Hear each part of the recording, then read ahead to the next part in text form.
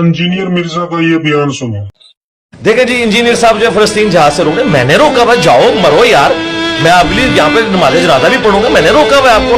मैं आपको ground reality बता रहा हूँ कि आपके पास F-16 के पार्ट्स भी पूरे नहीं है, उनके पास है F-35, 16 दूरी 32 के बीच 3 जमा करो 35, जो जहाज रनवे पे भी नहीं भागता, ऐसे उड़ जाता है। आप F-16 उनसे मांग के F-35 वालों को धमकियां लगाएंगे, अपने पांव पे खड़े हो भाई। अगर आप समझते हैं कि आपने ख्वाबों की दुनिया में रहना है, मोटिवेशनल स्पीकर्स के उस हिसार के अंदर रहना, रह रहे तो रहे भाई। मैं तो रियल वर्ल्ड का बंदा हूं, मैं इंजीनियर हूं। तुम हथियार थोड़े रखते हो या बहुत, घरों से निकल आओ और अल्लाह के रास्ते में माल और जान से जिहाद करो, यही तुम्हारे हक में बेहतर है, बशर्ते के समझो।